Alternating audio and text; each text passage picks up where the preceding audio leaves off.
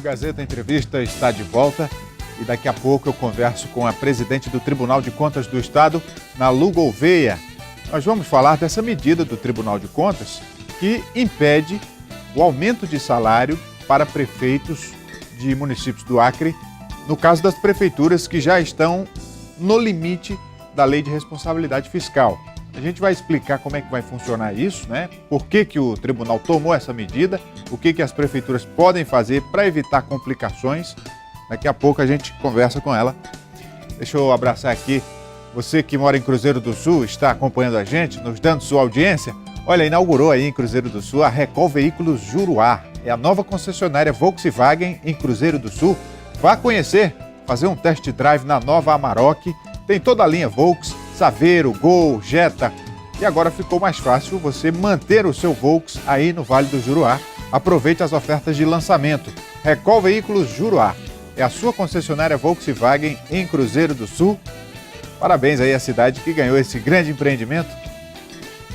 Agora eu convido a presidente do Tribunal de Contas, conselheira Nalu Gouveia, por favor, venha para cá. Boa noite. Boa noite. Tudo bem? Prazer, viu? Obrigada pelo convite. Então, presidente, essa notícia que pegou de surpresa os prefeitos, vereadores também, que aprovaram as leis reajustando o salário dos prefeitos, o Tribunal de Contas baixou uma medida que impede esses prefeitos de receberem o reajuste salarial em função da Lei de Responsabilidade Fiscal, já que essas prefeituras estão no limite ou até acima do limite. Por que o tribunal tomou essa decisão? Olha, desde 2014, nós estamos fazendo auditorias nas folhas de pagamento das prefeituras e também do governo do estado, que também está com limite acima do permitido em lei. E em cima dessas auditorias, nós detectamos que a grande maioria, hoje eu lembro bem de Rio Branco e Porto Walter, fora esses dois municípios, a maioria dos outros municípios estão com um limite acima do que é permitido. Você tem um limite de 60% da corrente de todos os recursos que tem dentro da prefeitura para despesa de pessoal, onde 54% é para o executivo e 6% para as câmaras. E o que a gente está vendo é que encheram demais as prefeituras no decorrer de toda a administração. Não é só essa última que aconteceu isso, são de todas as administrações. Foram enchendo e hoje extrapolou completamente. Não só aquele limite prudencial, mas todo o limite. Ele hoje não pode mais dar nenhum tipo de reajuste a servidor público, nem ao subsídio do prefeito e do secretário, não pode mais nenhum ato desse que ele vai se tornar nulo de pleno direito. E para as câmaras de vereadores, vale também essa medida? Não, porque a Câmara ela não extrapolou o limite. E o que a gente causa estranheza, porque veja só, o tribunal é um órgão que auxilia o parlamento. Auxiliando o parlamento, a gente já alertou as câmaras que não poderiam fazer também isso. As câmaras estão erradas, os vereadores estão errados também em fazer esse tipo de aumento do subsídio dos prefeitos, dos vice-prefeitos e dos secretários, porque eles sabiam como é que eles não acompanham a receita do seu município. Mas nesse caso, a Câmara pode responder também? A Câmara deveria responder, deveria ter um ato, mas infelizmente não tem, mas deveria ter, porque a Câmara estava sabendo. O vereador ele tem que acompanhar, ele tem que fiscalizar junto com o controle externo a contabilidade, a parte financeira da prefeitura. Eles estão sabendo, a gente fez agora, há 2, 3 semanas atrás, seminário em todos os municípios falando não contrate, não aumente, não tem mais, não tem gordura, não tem mais nada. Mas, presidente, se a Câmara aprova um reajuste para o Executivo e esse reajuste faz com que ultrapasse o limite da Lei de Responsabilidade Fiscal, a Câmara não é corresponsável? Quer dizer, ela também não infringiu? Eu acho que é um ato irresponsável das câmaras fazerem isso, até porque foram avisadas também. Mas, infelizmente, na forma da lei, a gente não tem como punir, porque são os representantes do povo. O povo colocou lá e a função deles é fazer isso. Fazerem isso quando eles eles sabendo que não podem fazer isso, eu acho que é um ato irresponsável. Acho mesmo. E o tribunal está muito atento a isso. Outra situação que é importante aproveitar o espaço e colocar é que a maioria dos prefeitos não vão ter condição de formar uma equipe. Essa equipe de colocar um monte de gente como cargo comissionado, um monte de secretário, não vai ter condição. O tribunal está atento a essa situação. Esse alerta, essa papeleta 23 que a gente está encaminhando a todos os municípios, é que a partir do momento que o prefeito colocar a lei que foi aprovada pelos vereadores com relação ao seu subsídio, o que é que vai acontecer? Ele vai pagar multa alta, que varia de 3 a 14 mil. No caso, os prefeitos que ainda estão no cargo, né? Que se sancionarem essas leis vão responder. Sancionando, recebendo agora em janeiro, ou os outros que forem receber a partir de janeiro, todos eles receberão multas, são multas altas. Inclusive, tem a penalidade, porque você não pode fazer nenhum ato de despesa em 180 dias quando está terminando o seu mandato. Isso é claro na lei, isso inclusive dá cadeia de 1 a 4 anos, de 1 a 4 meses.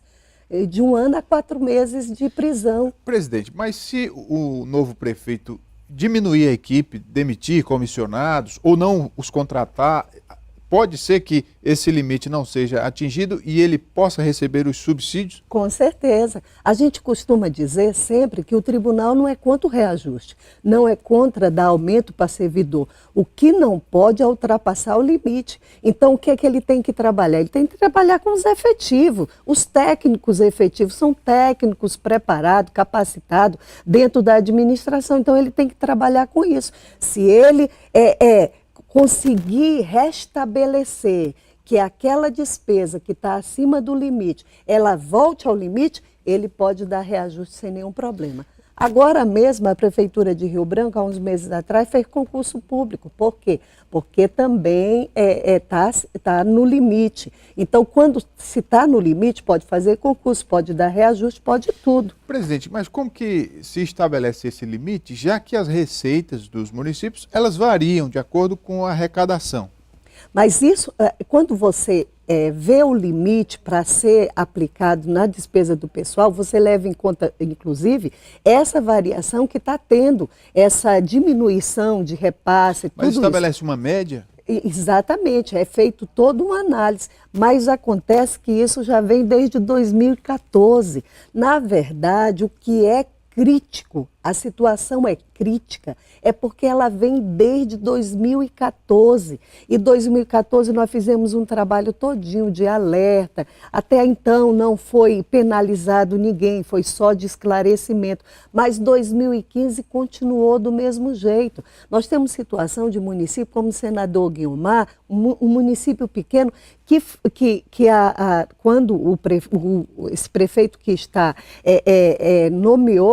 nomearam mais de 17 secretários. É um absurdo uma prefeitura como aquela ter 17 secretários. Outra então, questão, essa situação... é com relação ao percentual de reajuste, porque a própria população até entende que o salário possa ser reajustado, as perdas inflacionárias, mas os prefeitos, os vereadores exageram, né? Teve caso no Acre que o salário do prefeito dobrou.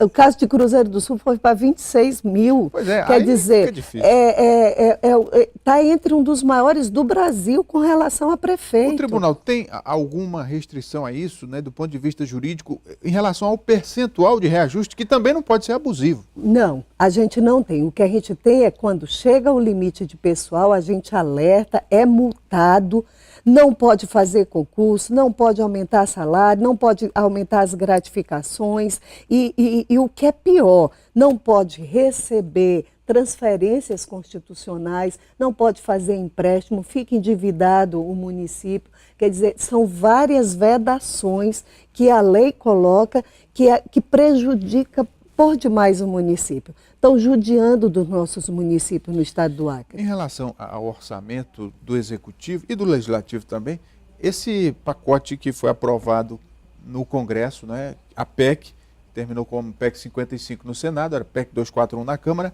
estabelece alguma diminuição de gastos para os estados e municípios também? Sim, e agora, para você ter uma ideia, só o Tribunal de Contas, que a gente estava com o orçamento entre 54, 52, foi para 49.